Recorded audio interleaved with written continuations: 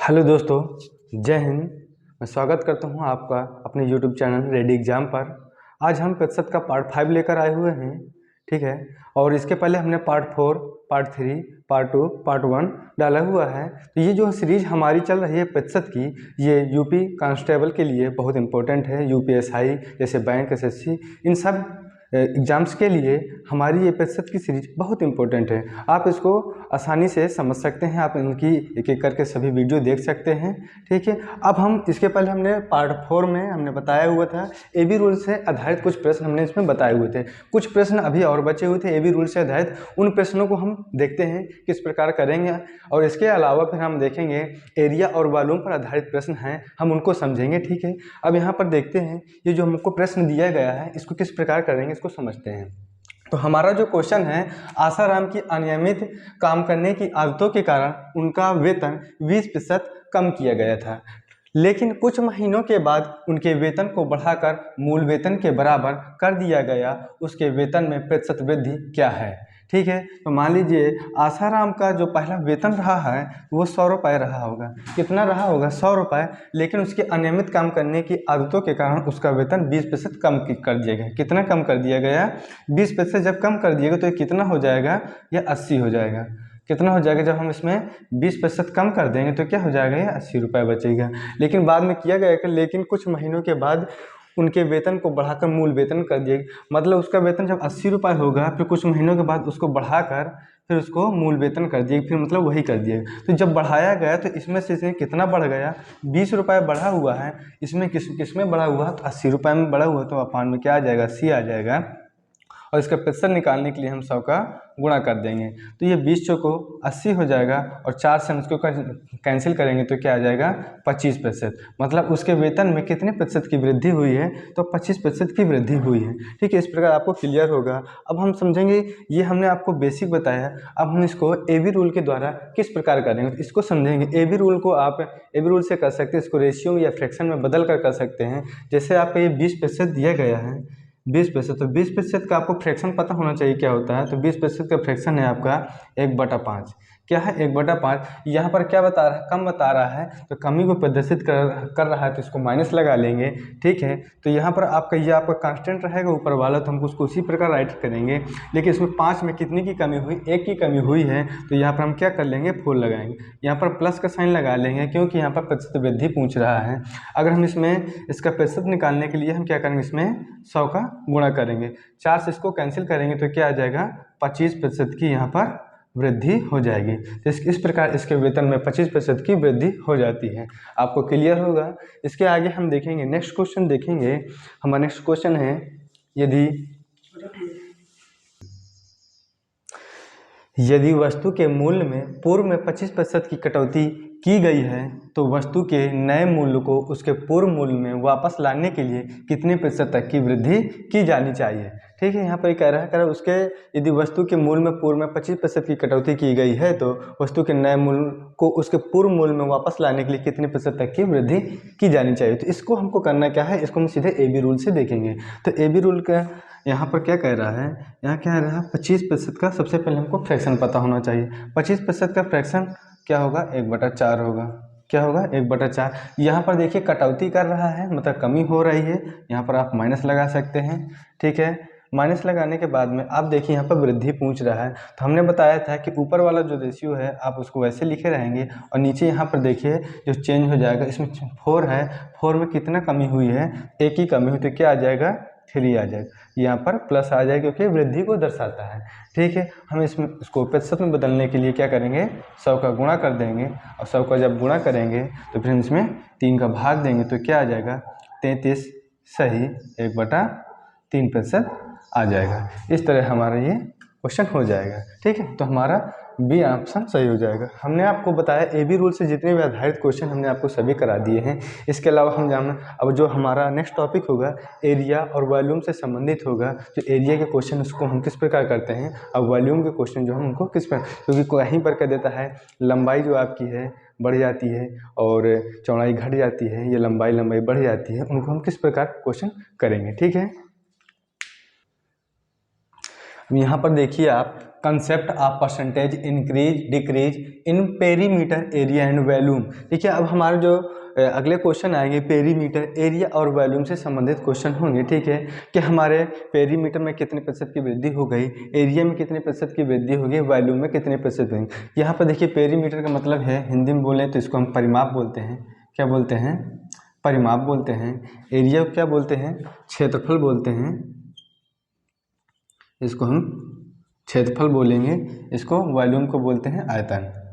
क्या बोलते हैं? आयतन। तो सबसे पहले हम यहाँ पर समझेंगे परिमाप क्या होता है, ठीक है।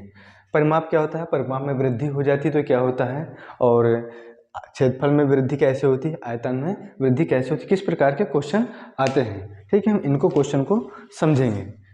तो इसके लिए आपको क्या करना होगा, जो आपका परिमाप है, तो परिमाप आपको होता क्या है, मान लीजिए ये परिमाप है, तो परिमाप आपका होता है 1D। कि क्या होता है? 1D। 1D कहने का मतलब है वन डायमेंशनल, मतलब एक दिशा एक आयामी होता है, वन डायमेंशनल होता है। जैसे परिमाप में गए, यदि अगर उसकी लेंथ है, क्या है? लेंथ। तो लेंथ में अगर 10% की वृद्धि हो रही है तो उसके परिमाप में भी 10% की ही वृद्धि होगी। लेंथ हो गई, जैसे ब्रेथ हो गई। ब्रेथ की बात करें तो हाइट देख लेते हैं, हाइट हो गया। और बात करें तो पेरीमीटर ही, इसको हम समझ लेते हैं पेरीमीटर। और बात करें मीडियन, रेडियस, ये जितनी भी सारी चीज़ें हैं ये वन डायमेंशनल होती हैं। क्या होती हैं? वन डायमेंशनल होती हैं। Perimeter, median, radius. अगर हम बात करें, अगर पेरीमीटर में 10% की वृद्धि हो रही है तो लेंथ में भी 10% की वृद्धि होगी। अगर ब्रेथ में चौड़ाई में, देखिए ब्रेथ मतलब होता है चौड़ाई, अगर इसमें 10% की वृद्धि होती है तो क्या हो जाएगा?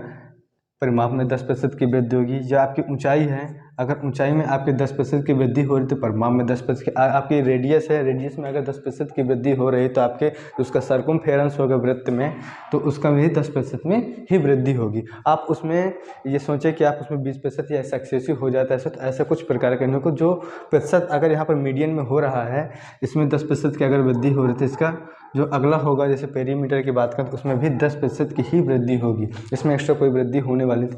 अगर हम इसके क्यों इसमें उतनी ही प्रतिशत की वृद्धि होती है, इसको देखना, क्योंकि ये वन डायमेंशनल होता है। इसको हम किसी एक यूनिट से ही प्रदर्शित करते हैं या रिप्रेजेंट करते हैं। जैसे मान लीजिए मीटर से, या फिर हम इसको किलोमीटर से, या हम इसको सेंटीमीटर से, या ऐसे एक ही यूनिट होती है, ठीक है। क्या होती है? एक यूनिट होती है। इसके पावर में क्या होता है? 1 लगा होता है। इस कारण हम क्या है, वन डायमेंशनल होता है, उसमें एक ही वृद्धि होती है।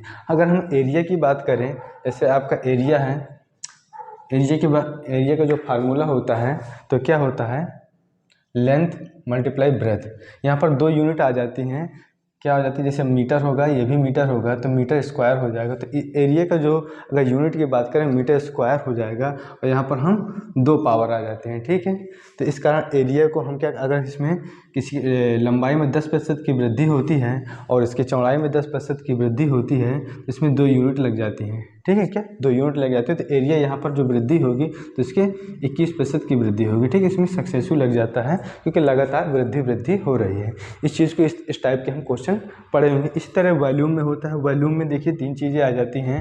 वॉल्यूम में 3 चीज़ें आ जाती हैं। कौन कौन सी हो जाती है? उसमें लेंथ भी होती है, ब्रेथ भी होती है, और हाइट भी हो जाती है। इसमें 3 चीज़ें जाती हैं। तो यहाँ पर क्या हो जाएगा? मीटर क्यूब बन जाएगा। जब ये मीटर क्यूब बन जाएगा तो यहाँ पर 3 आ जाता है, तो यहाँ पर हमारी 3 यूनिट हो जाती है। 3 यूनिट जब हो जाती हैं तो हमको क्या करना होगा? ये 3 डायमेंशनल वॉल्यूम जो हम होता है हमारा 3 डायमेंशनल होता है, और जो आपका एरिया है ये 2 डायमेंशनल होता है। क्या होता है? 2 डायमेंशनल होता है। इस चीज़ को हमको समझना होगा, ठीक है। इस टाइप के जो भी क्वेश्चन आएंगे उन सभी क्वेश्चन को जानें किस टाइप के हैं, ठीक है। अब देखिए हमारा क्वेश्चन हमारे यहाँ पर क्वेश्चन है, यदि किसी वर्ग की भुजा में 10% की वृद्धि की जाती है तो उसके परिमाप और विकर्ण में प्रतिशत वृद्धि ज्ञात कीजिए, ठीक है। अब हमारे यहाँ पर वर्ग की भुजा दी गई है। क्या दी गई है? वर्ग की भुजा है। वर्ग की भुजा में कितनी क्या है? 10% की वृद्धि कीजिए। हमको यहाँ पर पूछा क्या है? परिमाप और विकर्ण।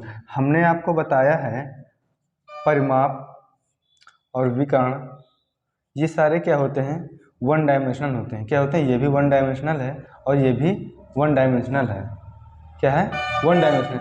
1 डायमेंशन में होता क्या है कि जो हमने यहाँ पर बताया था जितनी वृद्धि अगर उसके भुजा या लंबाई या चौड़ाई में होती उतनी ही वृद्धि इसमें परिमाप और विकर्ण में होती। तो यहाँ पर भी ये भी 10% ही बढ़ेगा और ये भी 10% ही बढ़ेगा। इसमें कोई भी, यही है मेन कंसेप्ट इसका, इसमें जितनी वृद्धि अगर भुजा वगैरह में हुई है उतनी ही वृद्धि होगी इसमें, यही इसका बेसिक कंसेप्ट। तो इसका जो आंसर आ जाएगा इज द राइट आंसर, मतलब 10% का वृद्धि परिमाप में हुई है, 10% की वृद्धि विकर्ण में हुई है।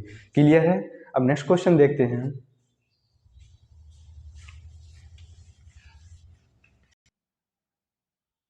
यहाँ पर जो हमारा क्वेश्चन दिया गया है क्या है, यदि किसी वृत्त की त्रिज्या में 20% की वृद्धि की जाती है तो उसकी परिधि में प्रतिशत वृद्धि ज्ञात कीजिए। ठीक है, क्या करना है, प्रतिशत वृद्धि ज्ञात करना है।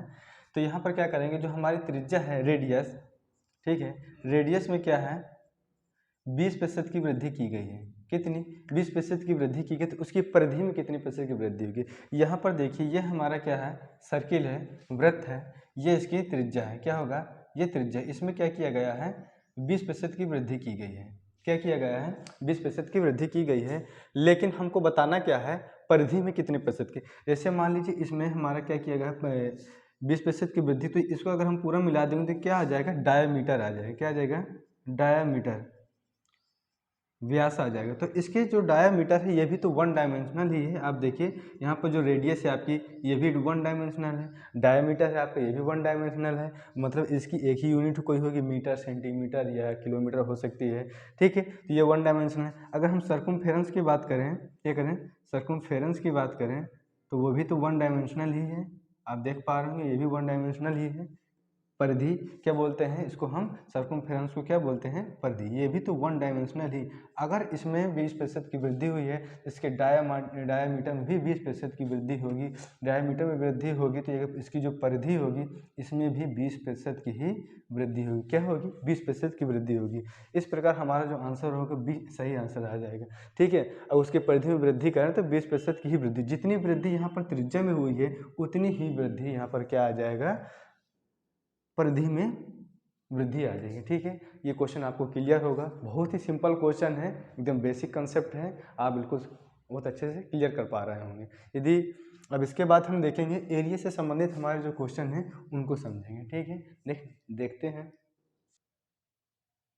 यहाँ पर देखिए हमारा क्वेश्चन क्या दिया गया है, यदि किसी घन के प्रत्येक किनारे को 10% बढ़ा दिया जाता है तो इसके पृष्ठ क्षेत्रफल में कितने प्रतिशत की वृद्धि होगी। पृष्ठ क्षेत्रफल में इसको वृद्धि बताना है। उसके क्या है, घन के प्रत्येक किनारे को 10% बढ़ाया जाता है। ठीक, क्या कहते हैं, 10% बढ़ाया जाता है। यहाँ पर सबसे पहले हमको देखना होगा कि हमारा जो एरिया है क्या होता है, हमको सबसे पहले एरिया पता होना चाहिए। हमारा जो क्षेत्रफल है वो क्या होता है, एरिया होता है लंबाई गुणा चौड़ाई। क्या होता है, लंबाई भी होती है इसमें, चौड़ाई भी होती है।